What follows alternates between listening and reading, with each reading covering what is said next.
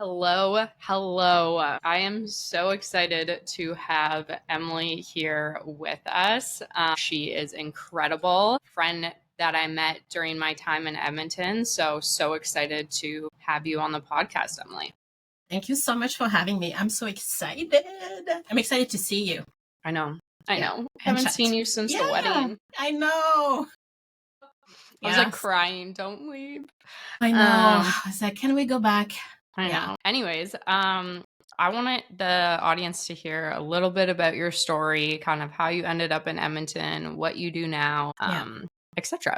Yeah. Well, long story short, okay. So I'm from France. In case people didn't notice my accent, this is usually the first thing people notice. But yeah, so I was born in France. Actually, born in Réunion Island, which is super far away from Canada. So lots of people, their first question is, "How did you end up in Edmonton?" I met a guy online, and I got married. And then I moved to Canada with him. And so I started my photography business in France. And then I moved to Canada very quickly. So I was kind of like shooting weddings in France and then moved to Canada to start my business again. So yeah, it was a lot of changes and a lot of adjustment very quickly. So I started my photography business in 2009. I went to law school before. I was supposed to be a jurist, a lawyer, and I wanted to work in the music industry as a corporate lawyer. That didn't happen because it was like some type of financial crisis in 2008. All the jobs were gone. So I had to kind of like rethink what I wanted to do with my life. And photography was my passion. It was kind of like a hobby that I was doing on the side because I was so bored of applying to jobs. So that's how I started my photography business. I was like, okay, I'm going to start shooting weddings. And so I started in 2009, and then I never went back to, my other career because I started shooting, booking 5 and then 10 and then 15 weddings. And then I moved to Edmonton, and then I became a portrait photographer. I quit weddings, went into portrait photography. Yeah, so that's in a very quick explanation. Yeah. Quick little summary there. That's a lot of changes from career to leaving your like homeland to that's a lot of big adjustments. Is there anything during that time of big adjustments, either when you were in it or looking back, that you wish you could like tell yourself now, or that you would like give advice? Or are you glad it like planned out the way that it played out? Or what would you say, kind of looking back on all those like big changes and in the thick of it, what you would say to yourself? Yeah, that's a really good question because and you know this more than anyone else. Like it's sometimes hard to look back at your story and your experiences and see, oh, this is what that happened. Mm-hmm. Because let's be honest, like horrible things happen, or very disturbing things, or very things that you're like, I would never wish that on anyone. Mm-hmm. Like I got divorced in 2017, and it's like, I didn't expect to get divorced. Like I met this person, I wanted to, I want to get married, have a family. We moved to Canada. So for me, my life was kind of like, this is what my life is going to be. And this is the plan. And then the plan doesn't happen. And it's very hard to sometimes like, oh, right, this is not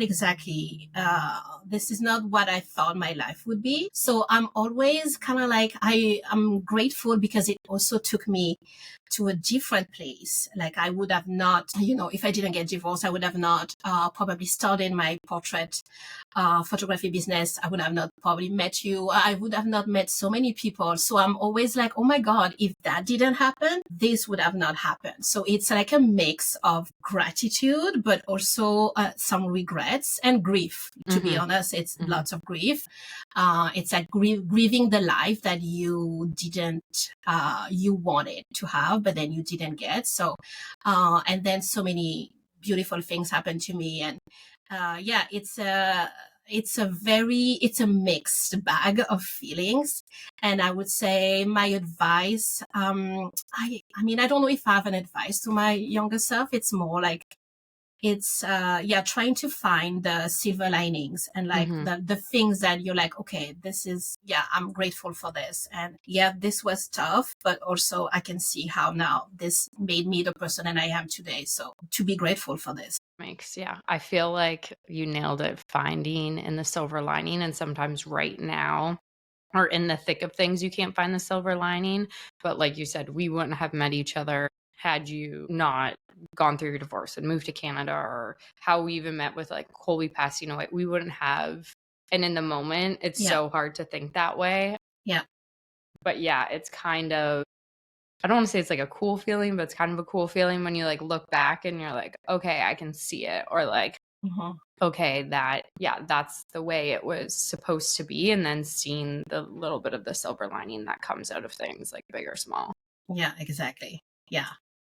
And speaking how we met, so do you want to like give your version, and then I can like give my version? Because I feel like I was so new in my grief and still in shock. Yeah.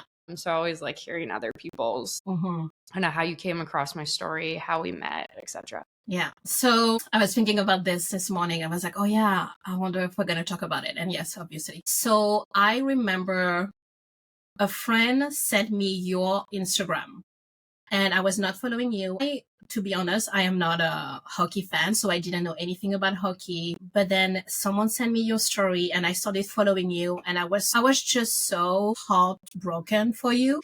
And so I started like reading your posts, and everything was so raw and so just heartbreaking and very honest also, like what you were going through. So I started commenting because I was like, oh my God, this girl is going through the worst thing ever during the pandemic, which was already so freaking weird. I was like, I just want to send love. I just want to be like, okay, you need this. So I was commenting, and I love social media. I love and hate social media, but social media is good for certain things. Like I think you can really create a community on social media if you use it correctly, obviously. So for me, it was very, I wanted to like show you and be like, okay, we're here, we hear you. This is all for like sending you a little bit of love. And then I got invited by a friend to hanging out I think it was in July. I don't even remember exactly. July,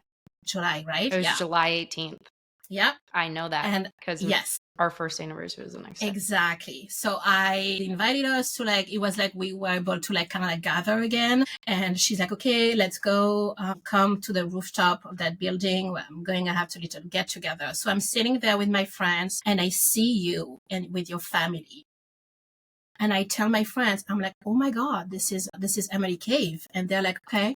And I'm like, yeah, and I kind of like tell your story very quickly. And you were sitting a little bit like further with your family. Chester was there. And I was like, oh, someone asked me, I was like, oh, are you going to say, like, do you know her? Like, I'm like, no, she's probably doesn't know what, like, no, I'm not going to bother her. I'm not going to go like, hi, I follow you on Instagram.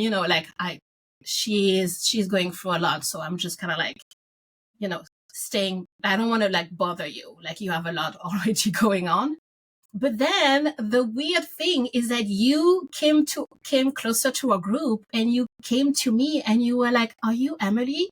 And I was like, yes, I am. And I was like, how do you know me? And you kind of like recognized me because I think you followed me. I'm not really sure. And you followed me at that time. And maybe we exchanged a few messages. But for me, it was like, oh my God, like I would have not thought that you would recognize me and like come talk to me, because I'm like, you have a lot going on. And so then I was like, yes, this is, hi. And we hugged, and oh my God, the hug, I still remember it. I still feel it, because I try not to become emotional, but you just needed a hug. And I hugged you, and I felt everything.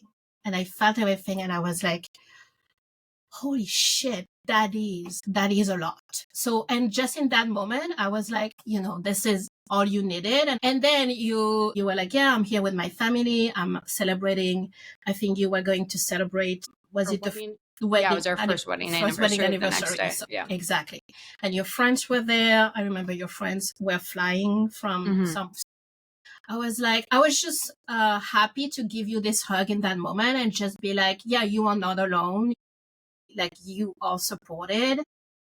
Even a stranger that, that you met on Instagram, I'm here for you. Like, I want to show you that I'm supporting you and that you're not going through this alone. And it's a lot, but you have an army of people behind you. So that was kind of like just, I don't know, it's in the, it's lots of grief, but I found that was a beautiful moment and just connecting with you on that moment. And I think that shows the power of, I say all the time, I can't comment back to everyone, but I read every single message. And during that time, like, even still to this day, people will message me, and especially it was like a magnitude in the beginning of messages. That is like what kept me going. Like, and I don't think strangers get enough credit for that. And I don't even like calling my followers strangers, because I feel like it like comes off kind of rude. But the power of Instagram and the community, despite the hate, it is truly, my family and friends will tell you, what kept me alive. Yeah. And then, having that like interaction in person. I always say, like, I love when people come up to me or they give me hugs. Or I had someone here in California before Christmas come up to me, and she was like, I followed your story, and gave me a big hug. And I went into the car and I burst into tears, because people don't realize how much that means. And I remember that night, because there was just like so much. It was like getting prepared for like the first wedding anniversary. Matt and Lonnie were there. And it was my parents in Chester, and I remember that roof. I remember like what I was wearing. I just remember so much of that, even though I was still in shock. Yeah. But it was pretty powerful, like you said, just you like commenting and giving encouragement. Like, you truly do not know how much that means to someone, whether you know them personally or don't know them personally. And then obviously now we have a great friendship out of it. You have done a lot of my portraits, whether it was for the book or documentary or different things. And you've always made me, and I know so many people, feel seen. And I think that's like a true gift that you have, and is like, I remember the first time you came over and we were doing photos, and it was pretty soon after Colby died. It was like 6 months, and I didn't really ever have anyone in my apartment. I was like still pretty tiny because I'd lost so much weight. And we like ended up like laughing about the blow dryer, because we were like trying to get like this shot where like I was super serious, and like we had this like hair blow dryer like kind of like set up, and like that's just what I needed in that moment. And like you've been amazing the past almost 5 years, just like helping me in those moments and being part of like really big moments. Whether it was like portraits, etc. The power of commenting, and then fate, us meeting up on the roof, has been pretty incredible. So like you said, if you didn't get divorced, you wouldn't have been in Canada. If Colby didn't pass away, we wouldn't have met on the roof. There's a lot of things, and that doesn't take away the pain of those things. Yes. But it does make you like super grateful. Speaking of your incredible gift to make people feel seen, especially when you're a photographer and like you're working with you, I know you're a big advocate for it. And I think it's pretty incredible, is just like women empowerment. And making women feel loved and supported, whether you are commenting on someone's social media or taking their photos. Just curious on kind of your like beliefs and opinions, and what you would recommend to other women, because life is pretty hard. Yes. Like any advice that you could give to help other women who are struggling. Yeah, like you said, I think the most important thing is that everyone wants to be seen and wants to be heard. And that has been my kind of like my motto, I guess, for my entire career. Because when I started doing portraits, and I was shooting weddings, and weddings are fun, and it's like, it's a lot of people. It's it can be crazy too. Yeah. All the crazy stories I could tell about weddings. Yeah, I feel like wedding photographers and videos see a lot. I don't mind it. Yeah. And I don't even sign NDAs. I should have signed so many NDAs because I've seen so much. Honestly, we probably should have done that too. Yeah, right.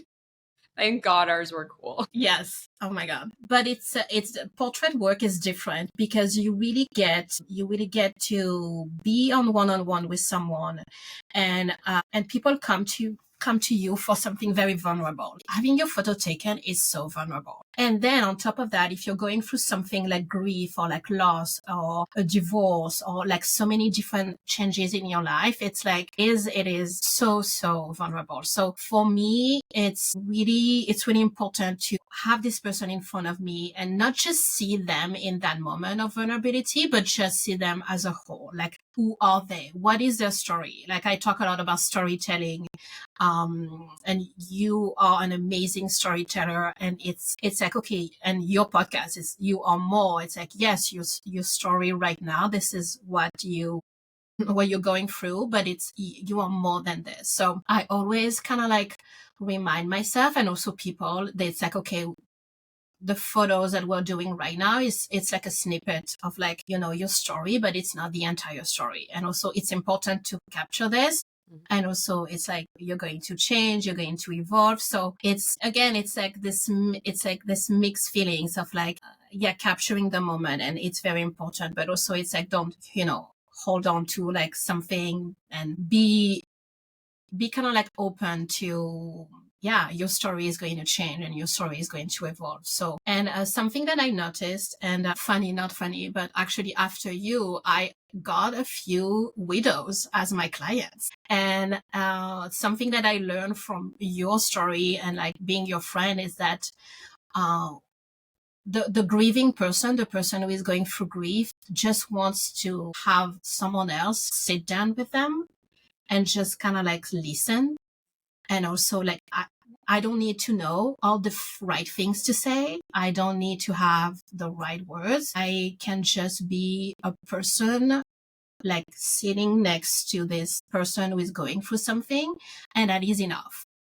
And so a lot of photo shoot that I did after that, it's like I had clients who came and they're like, I lost my husband. And I was like, tell me, like, I want to hear about like your story, and say their name. I think it's so important to say, me and my family, just chiming in here quickly on that topic. Me and my family, my parents were here, and I just think it's so important for people to acknowledge Colby on his birthday, and just like not saying his name or acknowledging that at all still to this day is just like not really appropriate. Because when you think of your time here on earth, you never want to be forgotten, right? Like, when you think about like, when I die, I want no one to say my name ever again. I want no one to talk about, like, it's such a weird thing that people think. So the fact that you gave these women the opportunity to share their stories and feel loved and seen, especially widows, because I feel like widows, you stop trying, because in my eyes at that time, I had no one to impress. Like, I didn't care to feel beautiful. I didn't care to feel whatever. Like, I had no one to like do that for. Not that I needed to do that for Colby, but I didn't have that. So I think it's like really powerful, like you are talking about, is like listening and giving widows especially that opportunity. Yeah, exactly. I ask a lot of questions. Like, I ask my clients, tell me about what you do, what's your life, what's your story. And it's I always say a photo shoot is a conversation, and in the middle of the conversation I take photos, because this is really just what it is. And people always ask me, okay, how do you get people to like look so authentic and so genuine? And I was like, I talk to them. I talk to people, and I listen to them too. I ask questions and I listen, and then I get who they are and I give them a space where they can be themselves, whether you're sad, whether you're very fired up or, grieving or super happy or excited. It's like, give people the space that they need to express themselves. And it's very simple, and it seems so silly to say it like that. But all my photo shoots are mostly a conversation with people who are strong enough, brave enough to come in front of the camera and let me take their photos. So the least that I can do is listen to them and let them tell their stories. So that's how I really love to explain what I do. Well, you are incredible at it. My favorite photos are ones that you have taken. We took of some me fun. Or Chester. Oh my God. Yes. Chester?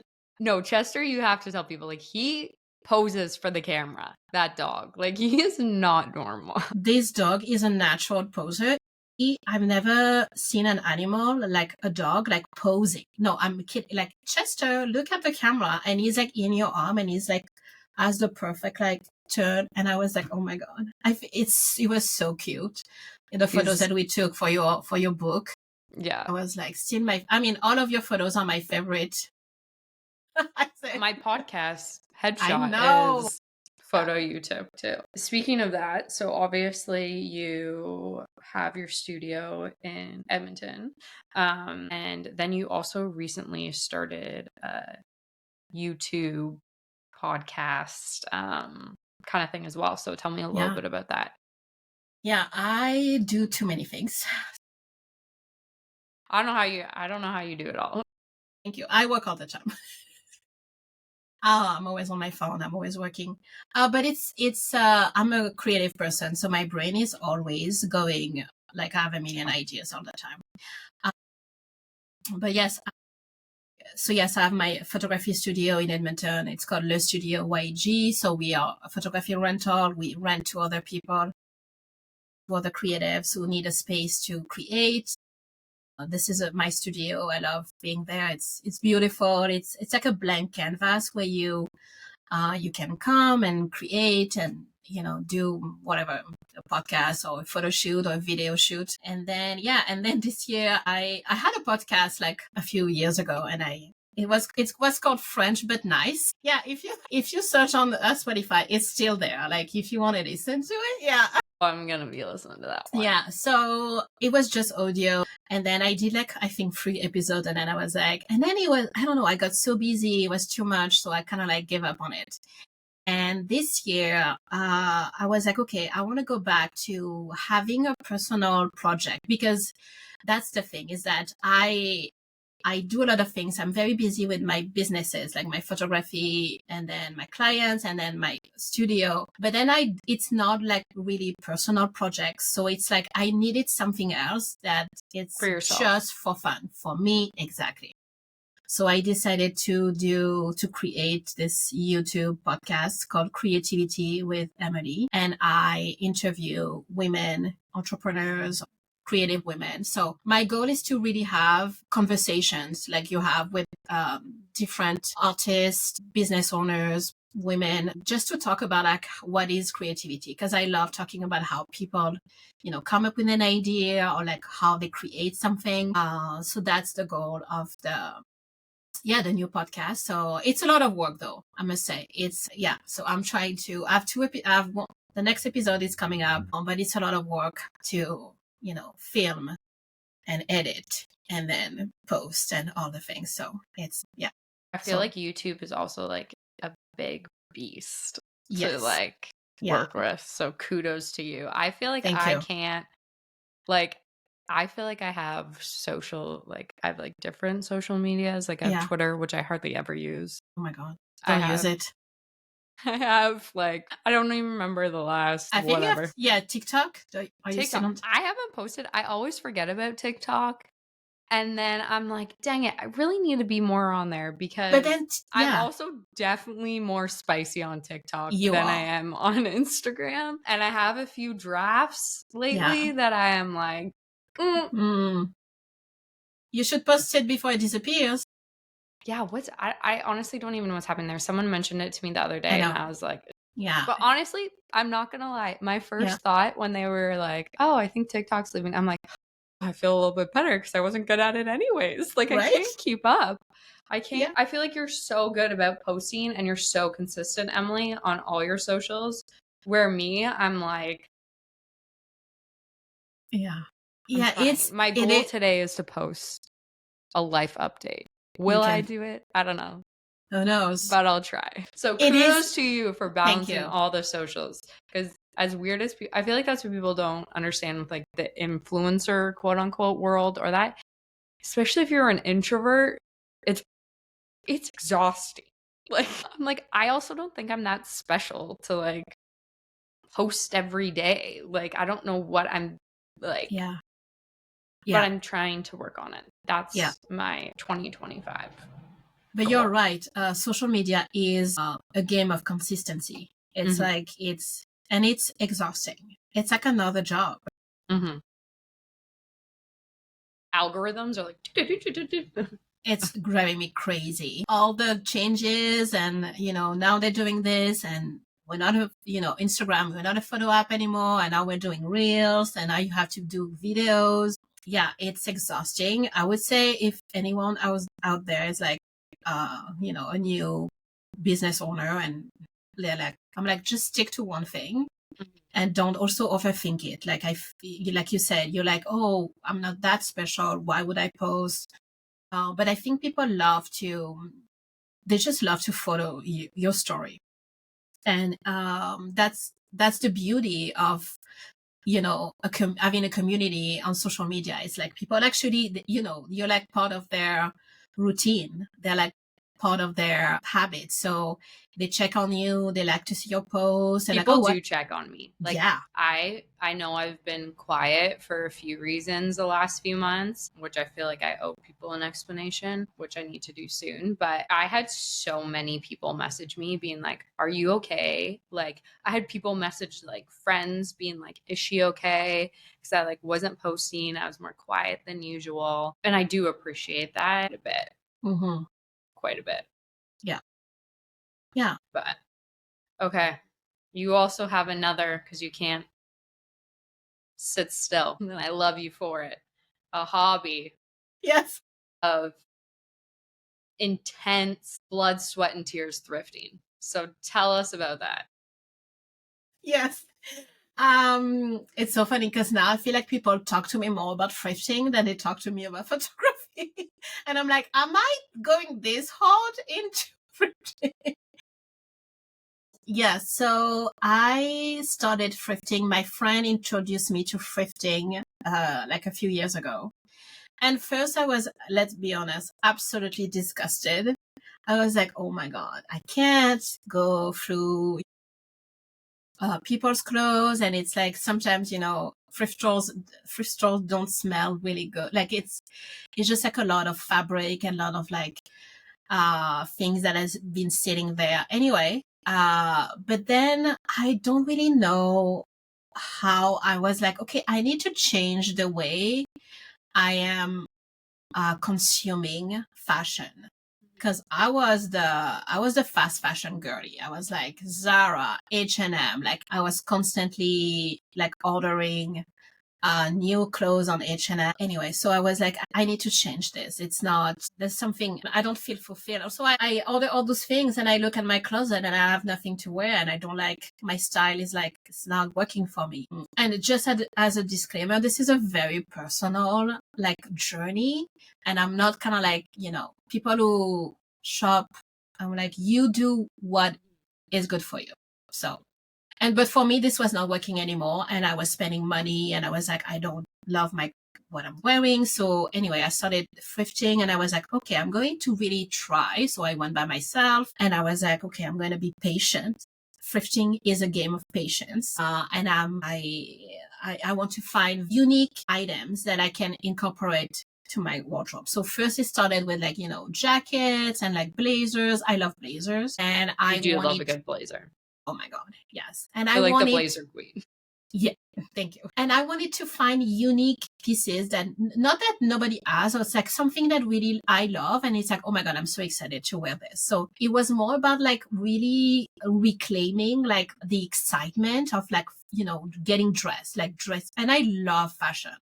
I love to get dressed. I love dressing up. So I was kind of like at a point where I was like, I need something different for my style. So then I started thrifting and I started finding those pieces. And then I was like, okay, now I'm like really into it. And then I started slowly kind of like replacing the things in my wardrobe. Like I donated a lot of things that I was not wearing. And then I started buying like, things that really like, I don't know, made sense in my closet, because it's like, okay, that is a me item. Like this is really me, like a blazer, like denim, dresses. Yeah. So it has become a very consuming hobby. Because you have like thrifting parties at the studio sometimes. Yes. So we do, I would say every 2 or 3 months, like a clothing swap, organized by my friend Jen. She is the clothing swap queen. She's the one who started clothing swap in Edmonton. And yeah, it's like a new level of excitement, because it's like, oh my God, for $20, you can just swap like 10 clothes for like 20 more new clothes that someone doesn't want, but for you it's like a new treasure. And that is it. Yeah, it's so fun. It's fun. And that's what I love about thrifting. It's like it's bringing fun back into my life. Because of course I can go to a Zara and then just buy an entire outfit, but I'm missing like creating an outfit, like an entire outfit myself, like finding all the different pieces myself and then put them together. For me, that's the fun part of like dressing up. So that's why I'm so into thrifting now. And I'm trying to convert people, but also I don't love to, be too preachy. I'm like, you know what? This is what I do. If you like it, you can do it too. Give it a try. Yeah. Because I think you had like a TikTok go viral or something about thrifting, didn't you? Oh yeah. This viral TikTok, also on Reels. This Reels has 12.2 million views. So this is a reel of me in a thrift store trying on a dress, and it's like a summer dress. It's long, and I put it on top of my clothes. Let's be honest, because thrift stores don't have changing rooms anymore. Anyway, so I posted this reel where I say, I got this dress. I paid $17 at the thrift store, which for people who don't know anything about thrifting is actually a little bit expensive for thrift stores. Because, it's like, whatever.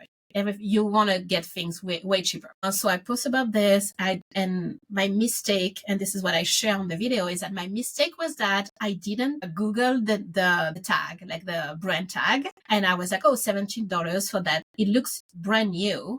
That summer dress, perfect. I got home and I Googled at home. I'm like, oh my God, I'm going to Google this brand. And I Google it, and it's the brand Aldine. And it's like, and they are selling the same dress on their website for $13. So I paid more at the thrift store than I would have paid if I had ordered this dress. And this video got viral because everyone in the comments are telling me how stupid I am for first thrifting. So many people are like, that's why I don't thrift. Then people are saying that it's disgusting that I'm trying the dress in the store. And then people are like, well, you should, like, who has $17 to spend on a dress at the thrift store? So this was a very funny experience to have a video go viral for like, I'm saving. Tagged Ardeen. I think I did. Yeah. You're like, I'm bringing a lot of attraction to your website. Right? Your algorithm's probably going to go real. Yeah, exactly. So that is that like common? That's not common though in thrifting for them to like raise. There is, it's not common, but sometimes, things are like priced a little bit more because, also the people who are, let's be honest, people who work in the thrift store, they're not paid like a lot. Also, sometimes they don't know. And it's like, also the thrift stores is like trying to adapt, adjust, like, okay, oh, this brand is like, they know that Zara or like other brands, Aritzia are kind of like more valuable. Like people would buy more those brands at the thrift store. So I feel like sometimes they are probably kind of like, adapting the pricing a little bit. So that's why for them, they were like, oh, this looks like a fancy brand. It was not even Aldine. It was like a brand by Aldine. So it's like, if you don't know, you don't know. So there's a lot of, you have to do your research when you. But I feel like that's anywhere. Like you have to do your research on not thrifting or like thrifting. You have to do your research on everything these days because you just don't know. Exactly. There's so much going on. It's crazy. Seriously. Speaking on so much going on, what are things you miss between France and Canada? Things that are like different or things that you like experience. I know you still have family back in France. For me, I'm not gonna lie. I went to Paris and the chocolate croissants are just to die for. And McDonald's tasted different. People said that it tasted different. Yeah. The like cheese crackers. I'm like saying all the cliche things, but what are some things that you really noticed? Yeah. Definitely the food. I must say the food is just different. It's the quality. I mean, it has to do with like European standards and things like that. So you're right. It's like the McDonald's probably different because they have to adapt. They can't just like take the American McDonald's and like put it in France. People are going to be like, what is this? Yeah, the food's very fresh. Yeah, exactly. So, and also I think they have like different things, like they change certain sauce or like, because it's like French people have a way of cooking. Like I'm actually, my partner is like learning to cook and he learned to cook. He knows now, but he's like, he learned to cook the French way. So he's always telling me, oh my God, you guys using like herbs like that, or like you use like so much of this and that. And I'm like, yeah, for me, it's like normal. Cause I'm like, don't you're you? like, of course, like, why wouldn't you? Exactly. So he's like, oh my God, I'm always buying like fresh herbs and like all type. And I cook like all my ingredients separately before putting them all together. And it's like, first you like make this and it doesn't make any sense. But at the end, it all makes sense. And I'm like, yeah, that's how French people cook. But it's very interesting to see because he's Canadian and I'm French, and I can really see the differences sometimes in like culture, like food. Food is our main kind of like difference because we grew up in so many different environments. Like for me, like food is like everything fresh, and it's like my mom spent so much time cooking. Like she's like waking up in the morning and like right away she starts like doing one thing and it's like another thing after, and you're like, why are you starting cooking at like 9 a.m.? But then when you get to lunch and you see the meal and you're like, I get it now. It's like everything is like cooked nicely, properly, like you have different like vegetables and all the thing. It's like, I don't know, it's a different, food is probably like the main difference. Because, and we love French people love food. Like we love good food. And I know you love good food too. Like we bonded over like, okay, the food, like we need the good, delicious food. Yeah. So definitely the food. Okay, definitely the food. I know it's funny, even like obviously it's nowhere similar, but being in the States compared to Canada, like the food is the same, it's not stuff like that. But it is funny how different countries are. And obviously it's like very different for you, like because it's Europe to North America. But even for me, like some of the names I say or some of the things that like I call things or certain, like people will like look at me. Like the other day I was somewhere and I was like, do you know where the washroom is? And they're like, where are you from? And I was like, Canada. And they're like, yeah, we don't really say it. They were super kind and like super polite. Wait, what do you say? I guess they say restroom or bathroom. Or like they in the thing in the sink, like that you can like put your food down. I call it a garburator. Here they call it a garbage disposer or disposal. Just like little things like that. So it's always funny when you're like move or living in like another country, all like the big and small things that you can can kind of see the difference in. But I will say we did bond. I didn't get a piece of it, but I do have a lot of photos from you at the wedding eating the pizza. The pizza was... I need to post those photos. Well, that pizza, that pizza was, I felt like I was in Italy. The pizza was so good. The scenery obviously was amazing, but it's like, oh my God, this is how I felt like we were in Italy. We were in Italy. Like in that moment, I was like, I'm in Italy. It's warm. I'm eating pizza at like midnight. I don't remember. And there was no way I was going to like miss on that pizza. Like I heard the hot pizza. It was like a herd. Like the originally where the pizza oven was like the opposite side of the dance floor around the building. And they purposely were like, we're going to make them over here so we can carry them to the dance floor in trays. Yeah. And then everyone just flocked where the pizza was and like watched them make it. But I never got any. I wish I did, but I know. They made me a pizza and they were like, what one do you want, etc. And it got put into a box and I gave it to Colin and he ate it all himself. I like got in the shuttle and I was like, hey, can I have a piece? And he was like, it's gone. My God. I was like, I'm so upset. Oh, yeah. But yeah, I have some good photos of you eating the pizza. Amazing. Do you like Ty and Steph on doing silent disco? There's some good. Silent disco was amazing. Yeah. The silent disco was, so fun. Good time. I feel like there was like it was really cool for me. Like the people, obviously like I had like a smaller group there since Colin's family is very big.